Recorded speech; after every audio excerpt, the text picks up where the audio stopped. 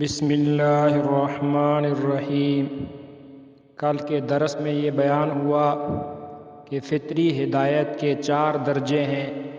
سب سے پہلے بندے کے دل میں طلب اور رغبت اور شوق پیدا ہوتا ہے۔ دوسرے نمبر پر پھر اللہ اس کو ہدایت دیتے ہیں۔ تو ہدایت طلب پر موقوف ہے۔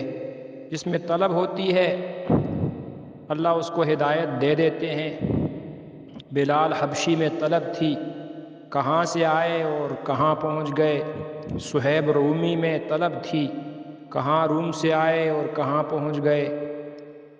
حضرت سلمان فارسی میں طلب تھی، کہاں سے آئے اور کتنا اونچا مقام حاصل کر لیا۔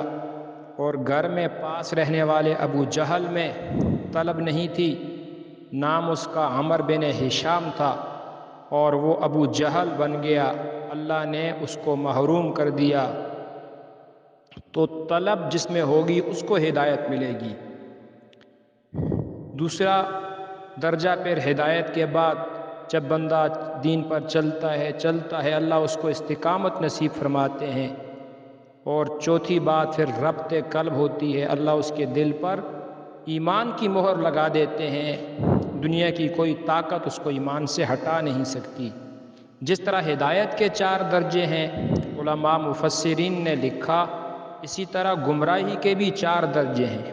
سب سے پہلا درجہ ریب اور شک ہے، یعنی دل میں دین کے بارے میں شکوک شبہات پیدا ہو جانا۔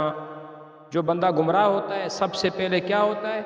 اس کے دل میں دین کے بارے میں شکوک اور شبہات پیدا ہو جاتے ہیں۔ شکوک پیدا ہو جانے کے بعد، ریب اور شک کے بعد پھر دوسرا درجہ آتا ہے، اس کو ضلالت اور گمراہی کہتے ہیں۔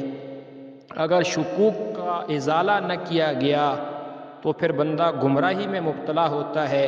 اور پھر اگلا تیسرا درجہ ہوتا ہے جدال کا۔ جدال کا معنی جھگڑا کرنا۔ پھر ایسا شخص پھر حق والوں سے، دین والوں سے جھگڑے کرتا ہے، دین پر اعتراضات کرتا ہے۔ اور پھر اگلا درجہ اس سے بھی زیادہ سخت ہے، اس کو کہتے ہیں مہر جباریت۔ پھر اللہ تعالیٰ دل پر مہر لگا دیتے ہیں، پھر انسان کو نیکی سمجھ نہیں آتی، گناہ سمجھ نہیں آتا۔ ختم اللہ علی قلوبہم وعلی سمعہم وعلی ابصارہم غشاوہ۔ اللہ پھر ایسے بندے کے دل پر مہر لگا دیتا ہے، اس کی آنکھوں پر، اس کے کانوں پر، اس کی زبان پر، دل پر بھی مہر لگ جاتی ہے۔